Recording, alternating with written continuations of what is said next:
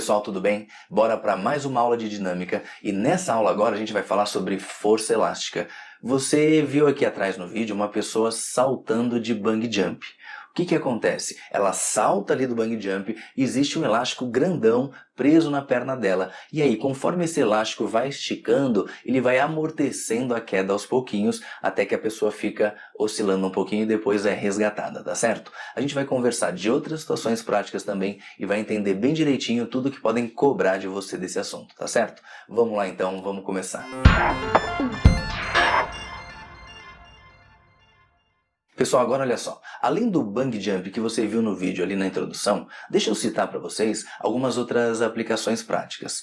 Por exemplo, aqui atrás no vídeo você está vendo uma pessoa dando um tiro de arco e flecha.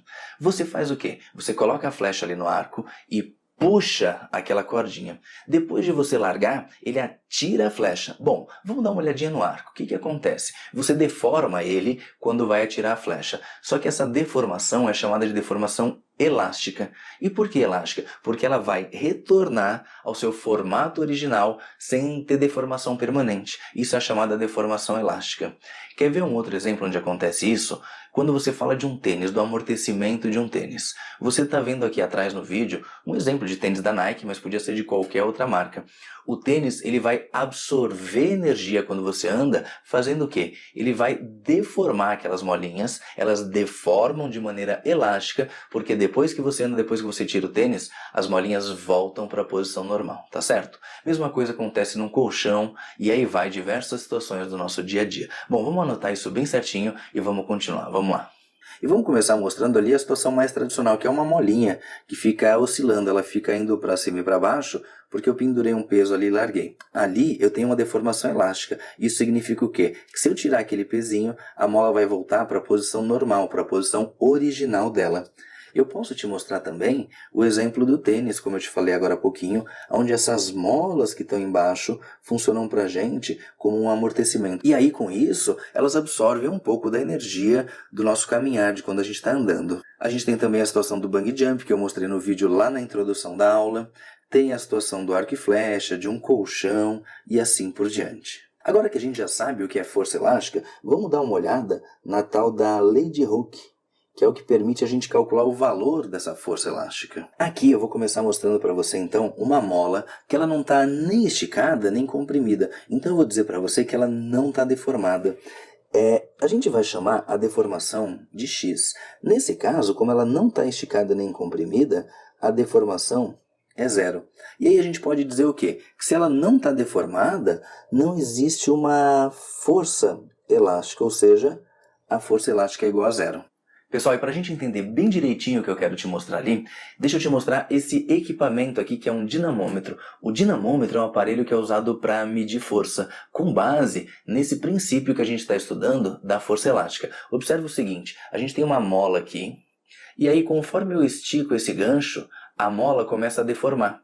Observe uma coisa, se eu puxar um tantinho aqui, a mola deforma um pedaço. Se eu puxar mais forte, ela vai deformando cada vez mais. E quanto mais eu puxo, mais essa mola vai deformar, tudo bem? Então o que a gente começa a perceber aqui? Que se eu fizer mais força, a mola estica mais. Se a gente pegar aquele elástico de prender dinheiro, por exemplo, é a mesma coisa. Quanto mais a gente estica o elástico, é porque mais força a gente está fazendo, tá certo? Bom, vamos anotar isso bem direitinho e ver a relação exata que existe entre a força que você aplica e o quanto ele deforma, tá bom? Vamos lá. Então, voltando, a gente tem uma primeira situação onde a deformação da mola é zero, ou seja, eu não estou aplicando nenhuma força nela. Agora, olha só, pessoal, eu vou pegar aqui na pontinha da mola e vou pendurar um peso. Aí o que vai acontecer? A mola vai esticar um pouco. Vamos supor que eu coloquei ali um peso de 10 newtons e que o tanto que essa mola esticou, daqui até aqui, foi, por exemplo, 5 centímetros. Aí o que eu vou fazer? Eu vou pegar aqui embaixo desse peso de 10 newtons e vou colocar mais um outro pezinho. Vamos supor que eu coloquei ali mais 10 newtons. O que logicamente vai acontecer? Essa mola vai esticar mais, porque nesse caso eu tenho um peso maior atuando ali, então olha a deformação que a mola vai ter agora em relação à situação inicial. Vamos supor que nessa situação agora a deformação da mola foi para a gente de 10 centímetros em relação à posição original. Vamos fazer o seguinte, vamos anotar isso ali em cima? Então, o que eu sei? Eu sei que quando a deformação é 5 centímetros, é porque a força que eu apliquei ali na mola foi de 10 newtons. E nessa última condição, a gente sabe que quando a deformação foi de 10 centímetros, a força que eu apliquei ali, olha só, foi o peso desses dois bloquinhos de 10 newtons cada um. Então vai dar pra gente uma força de 20 newtons, tudo bem? Agora, o que a gente nota de uma forma bem simples aqui? Que se a mola não está deformada, se x é igual a zero, é porque nenhuma força foi aplicada. Agora, se a mola está deformada, é porque existe ali uma força elástica. E uma coisa que a gente consegue notar com bastante facilidade, comparando os dois casos onde tem força elástica, é o quê? É que quanto maior a deformação, maior é a força elástica que está atuando ali, tá certo? Vamos fazer o seguinte, vamos anotar isso num gráfico? Eu vou fazer para vocês um gráfico de força, colocando a força aqui no eixo Y, por deformação da mola. Deformação eu vou colocar aqui no eixo X. Nesse exemplo que eu estou fazendo, eu usei a deformação em centímetros, mas poderia ser em metros, enfim, qualquer outra unidade, tá certo? Então vamos lá. Eu vou começar anotando no gráfico para vocês essa primeira situação que a gente tem aqui. Ou seja, se a deformação é zero, não tem força elástica atuando ali. Agora, vamos para a situação do meio que a gente tem, onde a gente sabe que se a força for 10 newtons, a deformação equivalente foi de 5 centímetros. Para anotar esse ponto no gráfico, a gente vai unir o 10 com o 5, e aí a gente chega nesse pontinho aqui, tudo bem? Seguindo, pessoal, a gente sabe no último caso que quando a força é 20 newtons, a deformação equivalente foi de 10 centímetros. Para marcar no gráfico, a gente vai unir esses dois pontos e vai anotar aqui que o ponto que equivale ao comportamento dessa mola é que quando a força é 20 newtons, a deformação é 10 centímetros. Aí é só a gente traçar uma linha unindo esses pontos que a gente tem o comportamento da nossa mola representado num gráfico, tudo bem? O que a gente percebe aqui? Olha só, que dessa primeira condição para a segunda, o valor da força, ele dobrou. Por consequência, da primeira condição para a segunda, o valor da deformação também dobrou. Com isso, o que a gente nota? A gente nota que a força elástica é proporcional à deformação da mola, tudo bem? Esse símbolozinho que eu usei aqui para vocês significa a indicação de proporção. Então, quer dizer que a força é diretamente proporcional à deformação da mola, e é isso que a lei de Hooke fala pra gente. Agora, eu quero chegar com vocês na equação que define a lei de Hooke, só que antes disso eu quero anotar essa última informação de proporção que eu acabei de falar para vocês. Então vamos anotar que a lei de Hooke fala pra gente que em regime de deformação elástico, essa deformação sofrida por uma mola é diretamente proporcional à intensidade da força aplicada. Vamos anotar aqui então, tá? Que a deformação ela é diretamente proporcional à intensidade da força aplicada, tudo bem? Bom, agora que a gente já sabe a definição da lei de Hooke, vamos anotar o seguinte, ó. Bom, a força ela é diretamente proporcional ao x, a deformação da mola. E aqui ainda existe uma letra K, então F é igual a K vezes x. Esse K pra gente é chamado de constante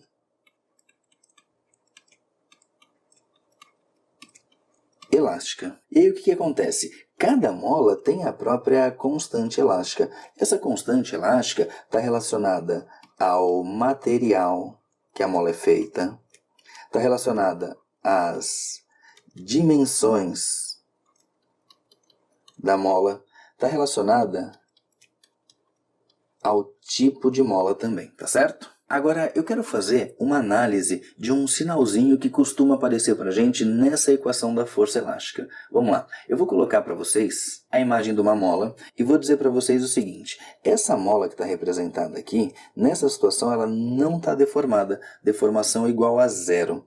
Agora olha só, eu vou apertar essa mola e ela vai ficar mais ou menos como essa outra molinha que eu desenhei para você aí na tela. Ou seja, quando eu aperto a mola desse jeito, ela fica tentando fazer o formato da mola voltar para essa condição inicial aqui. Então o que eu posso te dizer? Eu posso dizer que nesse caso, a força elástica, que é a força que a mola está fazendo, tá para cá. Tudo bem?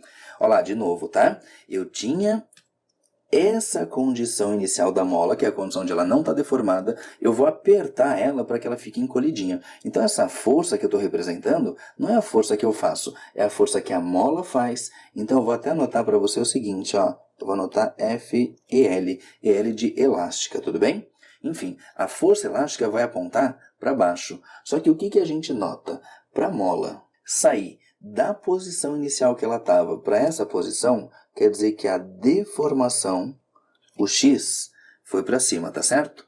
Bom, a força elástica está para um lado e a deformação está para o outro, costuma aparecer para a gente na equação um sinalzinho de menos. Ou seja, ela vai tentar voltar para a condição inicial, que é a condição quando a mola não está deformada. Agora, deixa eu tirar essas informações aqui da tela para você e vamos fazer o seguinte, vamos comparar a mola nessa condição inicial e agora, ao invés de espremer essa mola, eu vou esticar a mola, como você está vendo nessa outra situação que está aí na tela. O que vai acontecer? Quando eu estico essa mola vai começar a puxar a minha mão ali, de forma que ela vai tentar voltar lá para a condição inicial, ou seja, a força elástica vai agir de forma a recuperar aquela posição onde a mola não está deformada. Agora um detalhe, né? O que a gente percebe aqui? Que a deformação da mola, o X, foi para baixo, só que a força elástica está atuando para cima, ou seja, força elástica para um lado, deformação para o outro. Por isso que aparece esse sinalzinho de menos para a gente ali na equação. Então a gente pode anotar que esse sinal de menos significa o quê? Significa que essa força elástica é uma força do tipo restauradora. E o que significa para a gente uma força restauradora?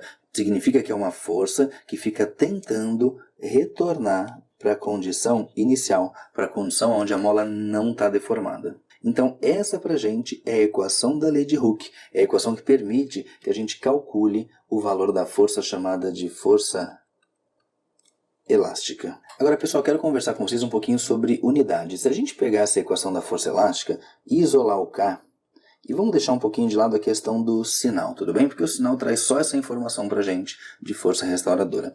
O K seria para a gente o valor da força elástica dividido pela deformação X. Então, nesse exemplo agora que a gente trabalhou, a gente usou a força elástica em newtons e usou a deformação em centímetros. Então, para esse exemplo que a gente acabou de trabalhar, a unidade do K seria newton por centímetro. Agora, eu poderia ter usado, por exemplo, kgf, quilograma-força, poderia ter usado milímetro para deformação. Nesse caso, seria para a gente quilograma-força dividido por milímetro, tudo bem? No sistema internacional, a gente usa para força o newton e para deformação a gente usa o metro. Então, no sistema internacional, a constante elástica tem como unidade newton por metro, tudo bem? Agora, eu vou tirar um pouquinho essas informações de unidade que eu coloquei ali na tela para vocês, para a gente fazer uma análise que é bem importante e que de vez em quando a prova exige um pouquinho mais da gente, eles perguntam. Vamos fazer o seguinte, ó, dá uma olhada lá na figura e vê se você concorda comigo que esse valor que eu tenho aqui é o valor 20 newtons, ou seja, é o valor da força elástica.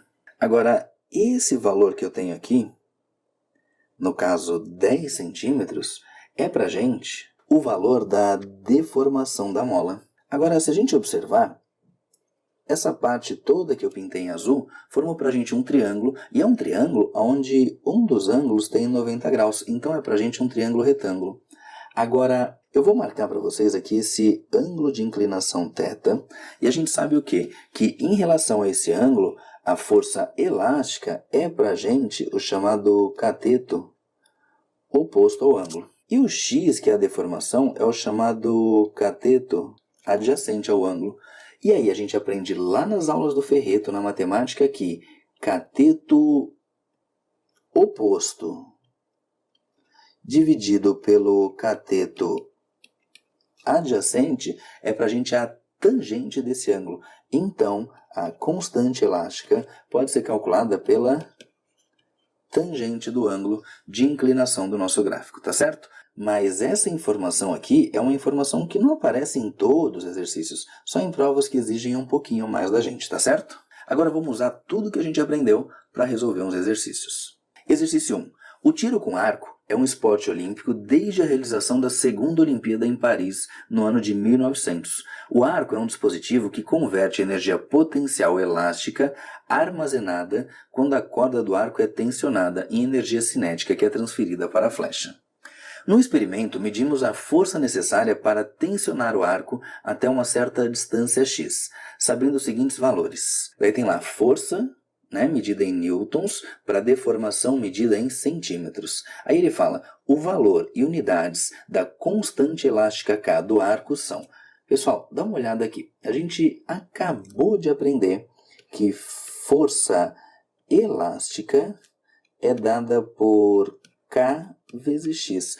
Você não vai colocar aquele sinal de menos? Não vou colocar o sinal de menos, porque lembra que eu te falei, o sinal de menos ele só te dá uma informação, que essa força é uma força restauradora. Bom, vamos lá. Se a questão quer a constante elástica, o que eu posso fazer? Eu posso isolar o K na equação, e aí esse X que está multiplicando o K, eu vou escrever lá do outro lado dividindo a força elástica. Então vai ficar para a gente que o K é igual a força elástica dividida pela deformação. Vamos fazer o seguinte, ele pediu o valor e as unidades. Já vamos começar anotando as unidades? Dá uma olhada lá na tabela. A força foi medida em newtons. Então a gente vai anotar aqui que a unidade da força elástica é newton. De novo, lá na tabela, a gente percebe que a deformação foi dada em centímetros. Então a gente vai anotar aqui que a deformação é em centímetros. Aí como é que fica a unidade do K? É a unidade que eu usei para a força dividida pela unidade que eu usei para a deformação. Então fica para a gente newton por centímetro, tudo bem? Bom, agora se você olhar lá nas alternativas, você vai ver que em nenhuma alternativa aparece para a gente centímetro. Isso é uma dica que eu vou ter que pegar o valor que eu tenho na tabela que está em centímetros e vou ter que converter para metros. E aí, como a gente já aprendeu em aulas anteriores, de centímetro para metro, eu vou dividir, olha lá, 100, vou dividir por 100. Então vamos voltar lá na tabela. Olha só, deformação 10 centímetros. Para metro, se é só dividir por 100, é só fazer a vírgula que estaria aqui, andar 2 casas para a esquerda. Então vai ficar para a gente 1, 2, vai ficar 0,10. E aí não é mais centímetro, agora é metros. Mesma coisa aqui, seria 20,0. Se a vírgula andar 2 casas para a esquerda, vai ficar para a gente 0,20. Tudo bem? E o 30 centímetros de deformação, se a vírgula andar 2 casas para a esquerda, 1, 2, vai ficar 0,30. Agora vamos voltar lá nas unidades. Deixa eu apagar essa anotação inicial que eu fiz aqui nas unidades. E o que eu sei? Eu sei que a minha constante elástica agora vai ser calculada medindo a força em newtons e a deformação em metros. Por isso que a nossa constante elástica, ao invés de ficar newton por centímetro, vai ficar para a gente newton por metro. Então já vamos começar eliminando as alternativas que não servem como resposta para a gente. Olha só, essa primeira está metro por newton. Está ao contrário do que a gente pode precisar. Então vamos fazer o seguinte, vamos dizer que o item A já não serve como resposta para a gente.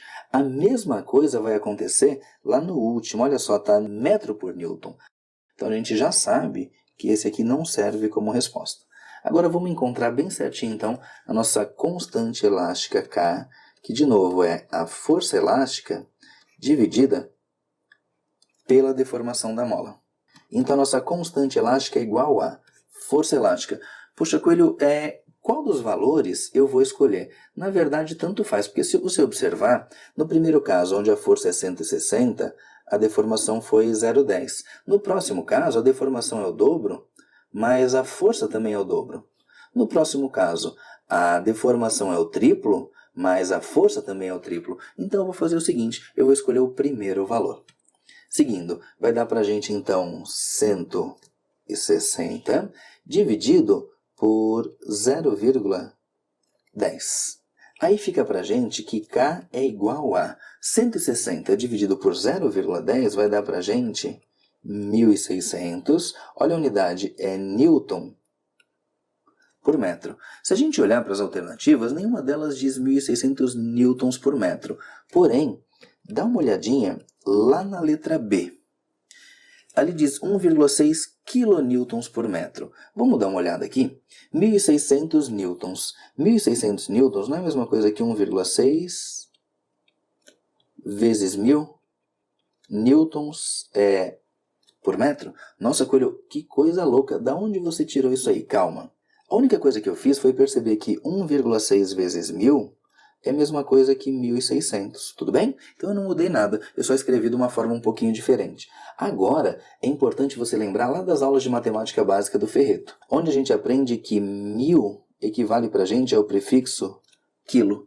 Então eu vou escrever para vocês que o nosso K é igual a 1,6. No lugar do 1.000, eu vou colocar para vocês o prefixo quilo. Então eu vou escrever que é 1,6 quilo newtons por metro. E é exatamente isso que diz pra gente a letra B. Tudo bem, pessoal? Então, por mais que seja uma equação simplesinha que a gente venha usar, a gente tem que prestar atenção em vários detalhes do enunciado. A atenção faz toda a diferença no nosso sucesso. Exercício 2. A mola da figura tem constante elástica 20 newtons por metro e encontra-se deformada de 20 centímetros, sob a ação do corpo, cujo peso é 5 newtons. Nessa situação, a balança graduada em newtons marca. Pessoal, a questão quer saber o seguinte, quer saber quanto essa balança que está graduada em newtons vai marcar. A gente aprendeu lá na aula sobre força normal que a medida da balança é sempre a medida da força de compressão que você faz sobre ela. Ou seja, por consequência, é a medida do valor da força normal, que a gente usa a letra N para representar, tudo bem? Bom, vamos dar uma olhada nesse bloquinho para a gente anotar as forças que estão agindo ali. A gente sabe que existe, atuando aqui para baixo, a força peso, que vale 5 newtons. A gente sabe que a balança empurra esse bloquinho ali para cima com uma força que é a nossa força normal.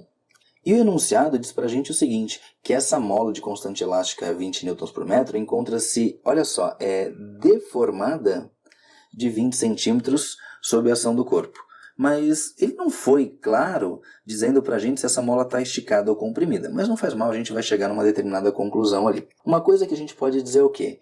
Que se ele passou para a gente a constante elástica e passou a deformação da mola, a gente sabe calcular o valor da força elástica. Então já vamos calcular o valor dessa força que vai ser bem útil para a gente. Olha só, força elástica é igual a Kx.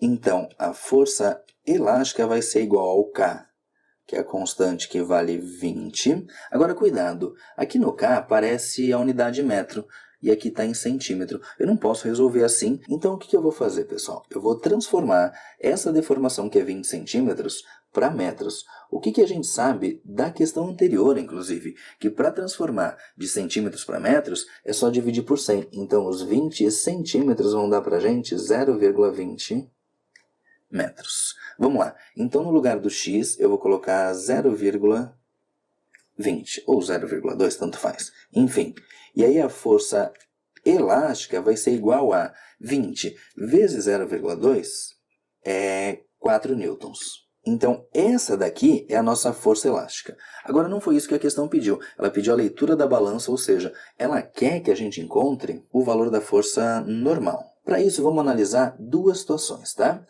A primeira é o quê?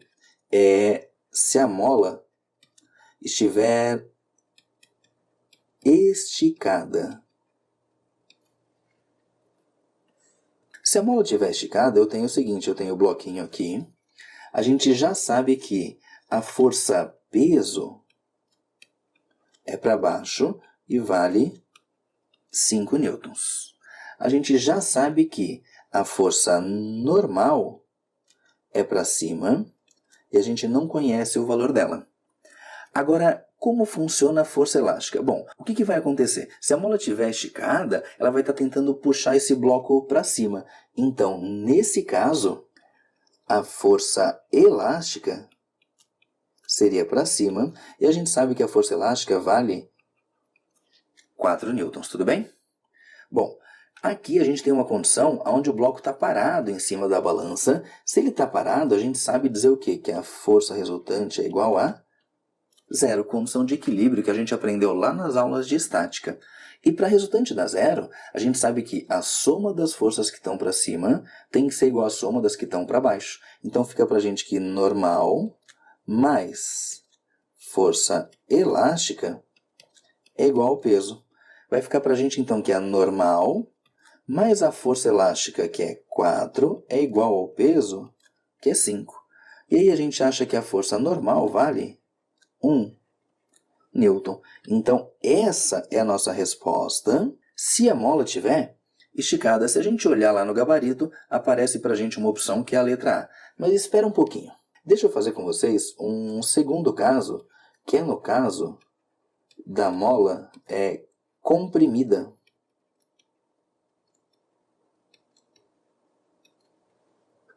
De novo, eu tenho o bloquinho ali. A gente já sabe que está atuando para baixo a força peso, que vale 5 newtons. A gente sabe que a balança está fazendo uma força para cima, que é a força normal. E no caso da mola comprimida, pensa comigo, se essa mola estiver comprimida, ela vai fazer o quê? Ela vai ficar empurrando esse bloquinho para baixo. Então a gente sabe que a gente teria uma força elástica para baixo, que vale 4 newtons. Bom, pessoal, de novo, como a gente tem esse bloquinho parado ali na balança, a gente sabe que a força resultante que atua nele é zero. Para a resultante que atua nele ser zero, a soma das forças que estão para cima tem que ser igual à soma das que estão para baixo. Ou seja, para cima eu tenho só normal e para baixo eu tenho a força elástica e o peso. Então, a força normal fica para a gente força elástica 4 newtons mais o peso 5. E aí, nesse caso, a força normal seria para a gente 9 newtons. Então, essa é a nossa resposta se a mola estiver comprimida. As duas são respostas possíveis para esse enunciado. Poxa, Coelho, mas então essa questão está errada? Não, gente, ela não está errada. Dá uma olhadinha ali nas alternativas e você vai ver que você não encontra a possibilidade de marcar uma resposta 9 newtons. Portanto, a nossa resposta é a letra A, tudo bem? Mas numa questão discursiva, você teria que analisar as duas possibilidades. Pessoal, e essa foi a nossa aula sobre força elástica. A gente volta a falar sobre mola, sobre deformação elástica em alguns exercícios mais pra frente e vai tratar também desse assunto quando for estudar a tal da energia que a mola absorve, que a gente vai chamar lá na frente de energia potencial elástica, mas deixa isso aí para um outro momento, tá certo? Tchau e até a próxima aula.